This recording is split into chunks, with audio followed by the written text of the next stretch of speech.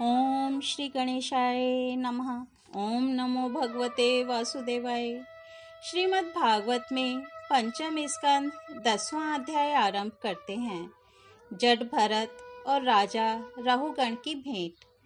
श्री सुखदेव जी कहते हैं, राजन, एक बार सिंधु सौवीर देश का स्वामी राजा रहुगण पालकी पर चढ़कर जा रहा था। जब वह यशुमती नदी के किनारे पहुंचा, तब उसकी पालकी उठाने वाले कहारों के जमादार को एक कहार की आवश्यकता पड़ी। कहार की खोज करते समय दैववश उसे ये ब्राह्मण देवता मिल गए। इन्हें देखकर उसने सोचा, यह मनुष्य हृष्ट-पुष्ट, जवान और गठीले अंगों वाला है, इसलिए यह तो बैल या गधे के समान अच्छी तरह बोझा ढो सकता है। यह सोचकर उसने बेकार में पकड़े हुए अन्य कहारों के साथ इन्हें भी बलात्कार से पकड़कर पालकी में जोड़ दिया। महात्मा भरत जी यद्यपि किसी प्रकार इस कार्य के योग्य नहीं थे, तो भी वे बिना कुछ बोले चुपचाप पालकी को उठा ले चले। वे द्विजवर कोई जीव पैरों तले दब न जाए, इस डर के मारे आगे की एक बाण पृथ्वी देखकर चलते थे, इसलिए दूसरे कहारों के साथ उनकी चाल का मेल नहीं खाता था। अतः जब पालकी टेढ़ी सीधी होने लगी, तब यह देखकर राजा रहुगण ने पालकी उठाने वालों से कहा, अरे कहारों, अच्छी तरह चलो, पालकी को इस प्रकार ऊंची नीची करके क्यों चलते हो? तब अपने स्वामी का यह आक्षेप युक्त वचन सुनकर कहारों को डर लगा कि कहीं राजा उन्हें दंड न दें। इसलिए उन्होंने राजा से इस प्रकार निवेदन किया, महाराज, यह हमारा प्रमाद नहीं है। हम आपकी नियम मर्यादा के अनुसार ठीक ठीक ही पालकी ले चल रहे हैं। यह एक नया कहार अभी अभी पालकी में लगाया गया है, तो भी यह जल्दी जल्दी नहीं चलता। हम लोग इसके साथ पालकी नहीं ले जा सकते। कहारों के ये दीन वचन सुनकर राजा रहुगण ने सोचा, संसर्ग से उत्पन्न होने वाला दोष एक व्यक्ति में होने पर भी इससे संबंध रखने वाले सभी पुरुषों में आ सकता है। इसलिए यदि इसका प्रतिकार न किया गया, तो धीरे धीरे ये सभी कहार अपनी चाल बिगाड़ लेंगे। ऐसा सोचकर राजा रहुगण को कुछ क्रोध हो आया। यद्यपि उसने महापुरुषों का सेवन किया था, तथापि क्षत्रिय स्वभाववश बलात्कार से उसकी बुद्धि रजोगुण से व्याप्त हो गई, और वह उन द्विज श्रेष्ठ से, जिनका ब्रह्म तेज भस्म से ढके हुए अग्नि के समान प्रकट नहीं था, इस प्रकार व्यंग से भरे वचन कहने लगा, अरे भैया, बड़े दुख की बात है, अवश्य ही तुम बहुत थक गए हो। ज्ञात होता है तुम्हारे इन साथियों ने तुम्हें तनिक भी सहारा नहीं लगाया। इतनी दूर से तुम अकेले ही बड़ी देर से पालकी ढोते चले आ रहे हो। तुम्हारा शरीर भी तो विशेष मोटा ताजा और हट्टा कट्टा नहीं है, और मित्र बुढ़ापे ने अलग तुम्हें दबा रखा है। इस प्रकार बहुत ताना मारने पर भी वे पहले की ही भांति चुपचाप पालकी उठाए चलते रहे। उन्होंने इसका कुछ भी बुरा न माना, क्योंकि उनकी दृष्टि में तो पंचभूत, इंद्रिय और अंतःकरण का संगात, यह अपना अंतिम शरीर अविद्या का ही कार्य था। वह विविध अंगों से युक्त दिखाई देने पर भी वस्तुतः था ही नहीं, इसलिए उसमें उनका मैं मेरेपन का मिथ्या अध्यास सर्वथा निवृत्त हो गया था, और वे भ्रमरूप हो गए थे। किंतु पालकी अब भी सीधी चाल से नहीं चल रही है। यह देखकर राजा रहुगण क्रोध से आग बबूला हो गया और कहने लगा, अरे यह क्या, क्या तू जीता ही मर गया है? तू मेरा निरादर करके मेरी आज्ञा का उल्लंघन कर रहा है। मालूम होता है तू सर्वथा प्रमादी है। अरे, जैसे दंड पाणी यमराज जन समुदाय को उसके अपराधों के लिए दंड देते हैं, उसी प्रकार मैं भी अभी तेरा इलाज किए देता हूँ, तब तेरे होश ठिकाने आ जाएंगे। रहुगण को राजा होने का अभिमान था, इसलिए वह इसी प्रकार बहुत सी अनाप शनाप बातें बोल गया। वह अपने को बड़ा पंडित समझता था, अतः रज तमयुक्त अभिमान के वशीभूत होकर उसने भगवान के अनन्य प्रीति पात्र भक्तवर भरत जी का तिरस्कार कर डाला। योगेश्वरों की विचित्र कहानी करनी का तो उसे कुछ पता ही न था। उसकी ऐसी कच्ची बुद्धि देखकर वे संपूर्ण प्राणियों के सुहृद एवं आत्मा ब्रह्मभूत ब्राह्मण देवता मुस्कुराए और बिना किसी प्रकार का अभिमान किए इस प्रकार कहने लगे। जड भरत ने कहा, राजन, तुमने जो कुछ कहा वह यथार्थ है, उसमें कोई उल्हाना नहीं है। यदि भार नाम की कोई वस्तु है तो ढोने वाले के लिए है, यदि कोई मार्ग है तो वह चलने वाले के लिए है, मोटापन भी उसी का है। यह सब शरीर के लिए कहा जाता है, आत्मा के लिए नहीं। ज्ञानी जन ऐसी बात नहीं करते। स्थूलता, कृशता, आधि, व्याधि, भूख, प्यास, भय, कलह, इच्छा, बुढ़ापा, निद्रा, प्रेम, क्रोध, अभिमान और शोक, ये सब धर्म देहाभिमान को लेकर उत्पन्न होने वाले जीव में रहते हैं।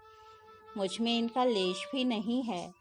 राजन, तुमने जो जीने मरने की बात कही, सो जितने भी विकारी पदार्थ हैं उन सभी में नियमित रूप से ये दोनों बातें देखी जाती हैं, क्योंकि वे सभी आदि अंत वाले हैं। यशस्वी नरेश, जहाँ स्वामी सेवक भाव स्थिर हो वहीं आज्ञा पालन आदि का नियम भी लागू हो सकता है। तुम राजा हो और मैं प्रजा हूँ, इस प्रकार की भेद बुद्धि के लिए मुझे व्यवहार के सिवा और कहीं तनिक भी अवकाश नहीं दिखाई देता। परमार्थ दृष्टि से देखा जाए तो किसे स्वामी कहें और किसे सेवक। फिर भी राजन, तुम्हें यदि स्वामित्व का अभिमान है तो कहो, मैं तुम्हारी क्या सेवा करूं। वीरवर, मैं मत, उन्मत्त और जड के समान अपनी स्थिति में रहता हूँ। मेरा इलाज करके तुम्हें क्या हाथ लगेगा। यदि मैं वास्तव में जड और प्रमादी ही हूँ तो भी मुझे शिक्षा देना पिसे हुए को पीसने के समान व्यर्थ ही होगा। श्री सुखदेव जी कहते हैं, परीक्षित, मुनिवर जड भरत यथार्थ तत्व का उपदेश करते हुए इतना उत्तर देकर मौन हो गए। उनका देहात्म बुद्धि का हेतुभूत अज्ञान निवृत्त हो चुका था, इसलिए वे परम शांत हो गए थे। अतः इतना कहकर भोग द्वारा प्रारब्ध क्षय करने के लिए वे फिर पहले के ही समान उस पालकी को कंधे पर लेकर चलने लगे।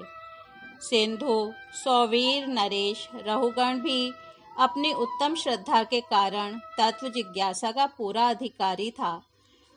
जब उसने उन द्विज श्रेष्ठ के अनेकों योग ग्रंथों से समर्थित और हृदय की ग्रंथि का छेदन करने वाले ये वाक्य सुने, तब वह तत्काल पालकी से उतर पड़ा। उसका राजमद सर्वथा दूर हो गया और वह उनके चरणों में सिर रखकर अपना अपराध क्षमा कराते हुए इस प्रकार कहने लगा, देव, आपने द्विजों का चिन्ह यज्ञोपवीत धारण कर रखा है, बतलाइए, इस प्रकार प्रच्छन्न भाव से विचरने वाले आप कौन हैं? क्या आप दत्तात्रेय आदि अवधूतों में से कोई हैं? आप किसके पुत्र हैं? आपका कहाँ जन्म हुआ है और यहाँ कैसे आपका पदार्पण हुआ है? यदि आप हमारा कल्याण करने पधारे हैं तो क्या आप साक्षात सतमूर्ति भगवान कपिल जी ही तो नहीं हैं? मुझे इंद्र के वज्र का कोई डर नहीं है, ना मैं महादेव जी के त्रिशूल से डरता हूँ और ना यमराज के दंड से। मुझे अग्नि, सूर्य, चंद्र, वायु और कुबेर के अस्त्र शस्त्रों का भी कोई भय नहीं है, परंतु मैं ब्राह्मण कुल के अपमान से बहुत ही डरता हूँ। अतः कृपा बतलाइए, इस प्रकार अपने विज्ञान और शक्ति को छिपाकर मूर्खों की भांति विचरने वाले आप कौन हैं? विषयों से तो आप सर्वथा अनासक्त जान पड़ते हैं, मुझे आपकी कोई थाह नहीं मिल रही है। साधो, आपके योग युक्त वाक्यों की बुद्धि द्वारा आलोचना करने पर भी मेरा संदेह दूर नहीं होता। मैं आत्मज्ञानी मुनियों के परम गुरु और साक्षात श्री हरि की ज्ञान शक्ति के अवतार योगेश्वर भगवान कपिल से यह पूछने के लिए जा रहा था कि इस लोक में एकमात्र शरण लेने योग्य कौन है। क्या आप वे कपिल मुनि ही हैं जो लोगों की दशा देखने के लिए इस प्रकार अपना रूप छिपाकर विचर रहे हैं? भला घर में आसक्त रहने वाला विवेकहीन पुरुष योगेश्वरों की गति कैसे जान सकता है? मैंने युद्ध आदि कर्मों में अपने को श्रम होते देखा है, इसलिए मेरा अनुमान है कि बोझा ढोने और मार्ग में चलने से आपको भी अवश्य ही होता होगा। मुझे तो व्यवहार मार्ग भी सत्य ही जान पड़ता है, क्योंकि मिथ्या, घड़े से जल लाना आदि कार्य नहीं होता। देहादि के धर्मों का आत्मा पर कोई प्रभाव ही नहीं होता। ऐसी बात भी नहीं है। चूल्हे पर रखी हुई बटलोई जब अग्नि से तपने लगती है तब उसका जल भी खौलने लगता है और फिर उस जल से चावल का भीतरी भाग भी पक जाता है।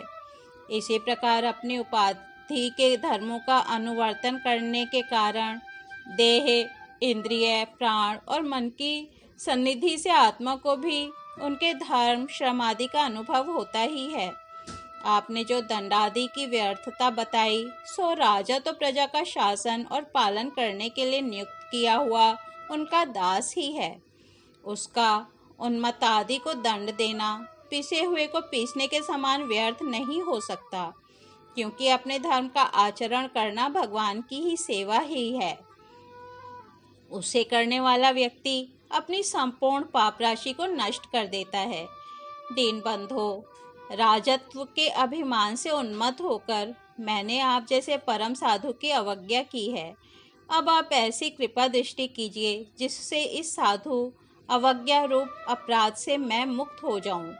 आप देहाभिमान शून्य और विश्व बंधु श्री हरि के अनन्य भक्त हैं, इसलिए सब में समान दृष्टि होने से इस मानापमान के कारण आप में कोई विकार नहीं हो सकता।